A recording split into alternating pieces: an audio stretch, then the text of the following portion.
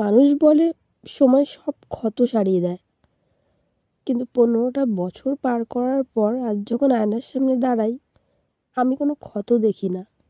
আমি শুধু একজন অচেনা মানুষকেই দেখি। আজ 10 বছরের ভালোবাসা আর 5 বছরের সংসার। যখন হিসেব করতে বসি, দেখি আমার ঝুলিতে প্রাপ্তির শূন্যতাই বেশি। আমার খুব অবাক লাগে ভাবতে, যে মানুষটা একদিন আমার চোখের এক ফোঁটা পানি সহ্য করতে পারতো না, আর সেই মানুষটার অবহেলাই আমার প্রতিদিনের সঙ্গী।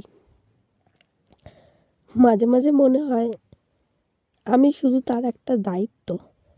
আমার থাকা না থাকা তার কোনো আসা যায় না।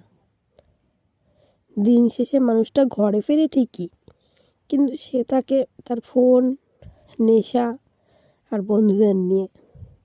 আমার অস্তিত্ব শুধু তার একটা দায়িত্ব পালনের মতোই।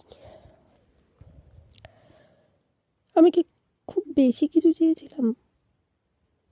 আমি তো শুধু চেয়েছিলাম একটু ভালোবাসা, একটু গুরুত্ব, আর আগের মতো করে একটু তাকিয়ে দেখা। এই 15 বছরে আমি অনেক কিছু হারিয়েছি, কিন্তু সব থেকে বেশি হারিয়েছি কি জানো? নিজেকে। অন্যের যত্ন নিতে নিতে যে আমি নিজের যত্ন নিতে কবে ভুলে গেছি বুঝতেই পারিনি। আজ যে ভিডিওটা করছি, কারণ মনের ভেতর অনেক পাথর চেপে রাখা না খুব কঠিন। জানি না আমার মতো কতজন আছে যারা এরকম তিলে তিলে শেষ হয়ে যাচ্ছে। শুধু এটুখানি বলতে চাই, দিন শেষে আপনি মানুষটার কাছে যতই দামি হন না কেন, যদি তার কাছে আপনার সময়ের কোনো মূল্য না থাকে, তবে সেই ভালোবাসা আপনাকে কেবল নিশ্চয়ই করবে।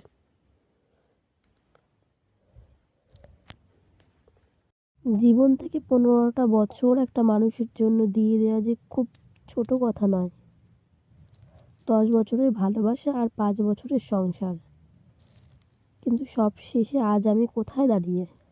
এই ভিডিওতে আমি আমার জীবনের কিছু কষ্ট আর একাকিত্বের কথা শেয়ার করছি। হয়তো আমার এই কথাগুলো আপনার বা আপনার পরিচিত কারো জীবনের সাথে মিলে যেতে পারে। ভিডিওটি কেমন লাগলো কমেন্টে অবশ্যই জানাবেন।